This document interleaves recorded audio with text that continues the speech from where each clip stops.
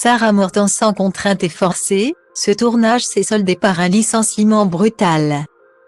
Depuis le 8 février dernier, les téléspectateurs de France 2 ont rendez-vous chaque mercredi pour découvrir des épisodes inédits de l'Abîme.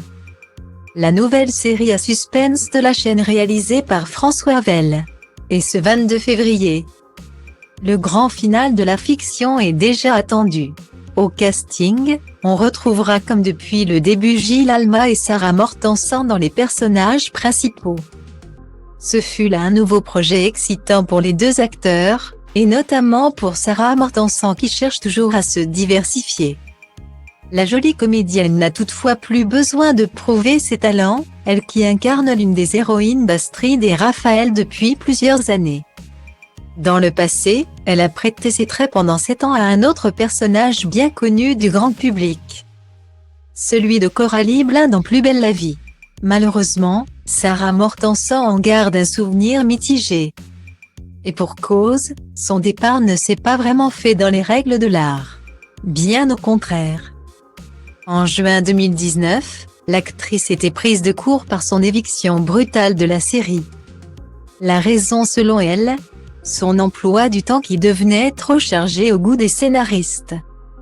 J'ai beaucoup tourné dans d'autres fictions. La production de Plus belle la vie avait besoin de moi cet été mais, pour des raisons personnelles et professionnelles, je ne pouvais pas, expliquait-elle à l'époque. Au départ, une solution avait été néanmoins trouvée, celle de plonger son personnage dans un coma afin de justifier son absence du show. Mais, finalement, c'est son licenciement qui a été acté. Au dernier moment, j'ai reçu un coup de fil et on m'a dit « Tu ne reviendras pas à Marseille ». Sans le savoir, j'avais tourné ma dernière séquence la veille, racontait-elle. Un gros coup dur pour Sarah Mortensan qui a malgré tout décidé d'en profiter pour aller de l'avant.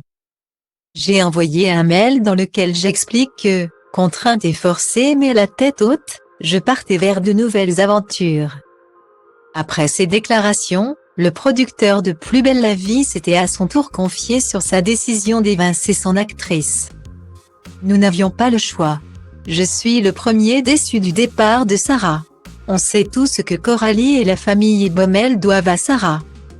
On avait conscience que ça allait être un problème, mais il n'y avait pas d'autre option, s'était-il défendu.